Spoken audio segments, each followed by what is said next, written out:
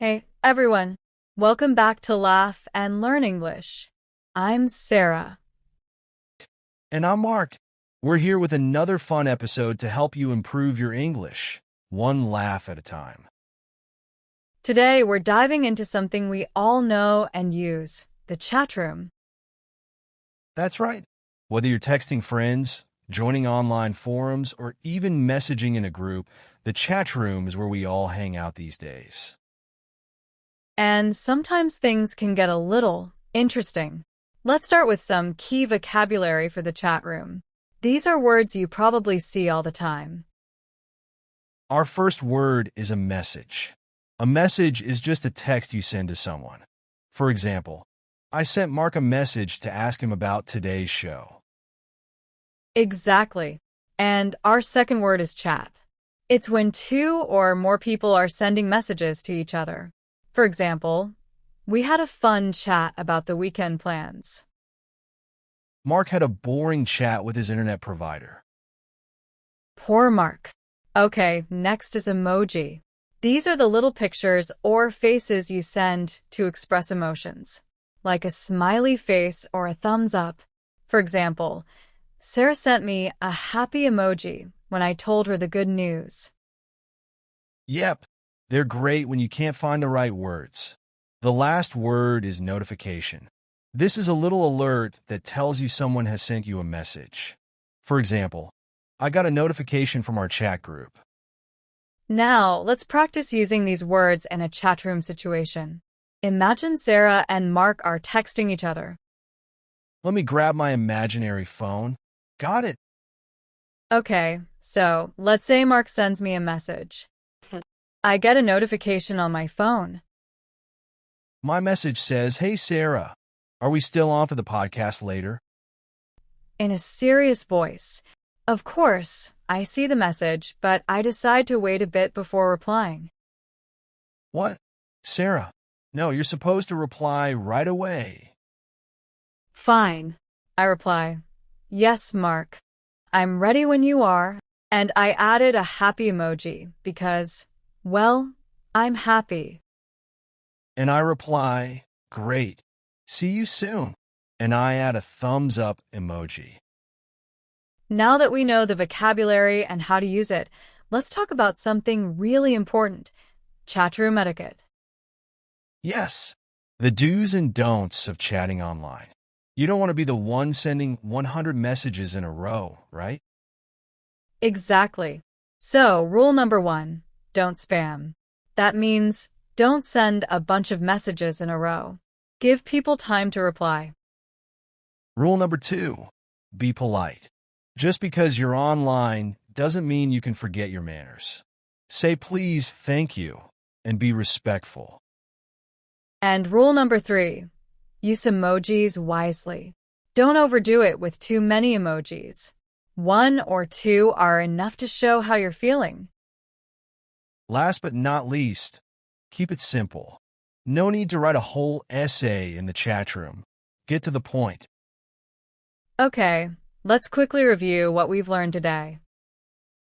First, we learned some key vocabulary: message, chat, emoji, and notification. Then, we practiced using these words in a fun chat room conversation. And finally, we talked about the golden rules of chatroom etiquette. That's it for today's episode. We hope you feel more confident when you're chatting online. Remember to practice and keep it fun. Send a message, join a chat, and try using some new emojis. And don't forget to tune in next time for more English fun. Until then, happy chatting. Bye. Hey, everyone. Welcome back to Laugh and Learn English. I'm Sarah.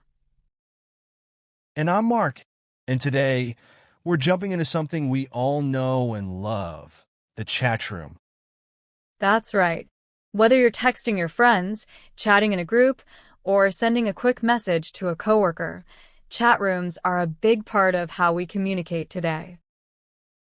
So, in today's episode, we'll be breaking down some useful chat room vocabulary, practicing with a fun conversation, and even talking about some basic chat room etiquette. Sounds fun, right? Let's get started. First up, we're going to learn a few key words that you'll often see in a chat room or text conversation. Yep. Let's start with the word message. A message is simply the text you send to someone. For example, I sent Sarah a message about today's podcast. Easy, right? Exactly. Our next word is chat. This is when two or more people send messages back and forth. Or, I'm always in a chat with my friends talking about movies or food. We had a fun chat about our weekend plans. And I sent Sarah a thumbs up emoji in return. Sounds like a good chat. Next is emoji. These are the little pictures or faces you send to show how you feel, like a smiley face, heart, or thumbs up. For example, I sent Mark a smiley emoji to say thanks. All right, let's see these words in action. Imagine we're having a chat room conversation right now. Lastly, we have notification. This is the alert or sound you get when someone sends you a message.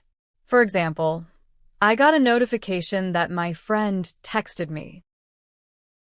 My message says, "Hey Sarah, are you ready for the podcast today?" Okay, let's say you send me a message. Ding, I get a notification on my phone. Then I respond with, "Great, let's make it a fun one," and I add a thumbs up emoji. Of course. I reply, yes, Mark. I'm ready to go. And I add a happy emoji to show how excited I am. Yes, you don't want to be the person who sends 100 messages in a row, right? Perfect. And just like that, we've had a quick chat in the chat room. Now that we know the vocabulary and how to use it, let's talk about some chat room etiquette. Etiquette means good manners or rules for how we behave in a chat. Rule number 2, be polite. Even in a chat room, it's important to say things like please, thank you, and sorry when needed. Definitely not. So, rule number 1, don't spam. That means don't send too many messages at once. Give people time to respond. Good point. Lastly, keep your messages short and simple. No need to write a long essay. Get straight to the point. Absolutely. And rule number 3, use emojis wisely. A few are fun, but too many can be confusing. We started with some important vocabulary: message, chat, emoji, and notification. Let's quickly review what we've learned today. And finally, we talked about some basic chat room rules to make sure we're always polite and clear. Then we practiced a short conversation using those words. Remember, the best way to get better is to practice. Send a message, join a chat, and have fun. That's all for today. We hope you learned something new and feel more confident chatting in English. Sarah, thanks for listening, everyone. We'll see you in the next episode of Laugh and Learn English. Bye. Hi, everyone. Welcome back to Laugh and Learn English. I'm Sarah. And I'm Mark. Today, we're exploring something really useful for any English learner: asking for directions. Whether you're traveling, looking for a shop, or just a little lost, asking for directions is a super important skill. So, today we'll introduce you to some key phrases and words to help you find your way. Let's start with some vocabulary you'll need when you're asking for directions. The first word is directions. It's the instruction someone gives you to help you find a place. For example, I asked the man for directions to the park. Next is turn. This means to change direction. For example, turn left at the traffic light. Good one. Now we have intersection. This is where two roads meet, like a crossroads. For example, the coffee shop is at the intersection of Maple Street and Pine Avenue. And last is straight. It means to keep going forward without turning. For example, go straight for 2 blocks and you'll see the library. Now, Let's practice with a short dialogue. Imagine Mark is asking me for directions. Okay, so I'll ask, excuse me, could you tell me how to get to the train station? Sure. I'd reply, yes, go straight for 2 blocks, then turn left at the intersection. The station will be on your right. Got it. Go straight, turn left, and the station is on my right.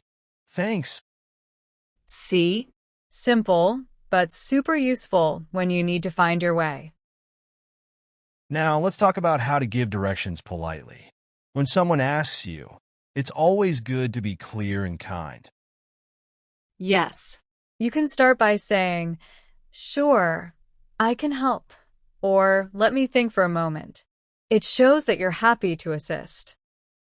And when you're explaining, make sure to give clear instructions like go straight, turn left, or it's on your right.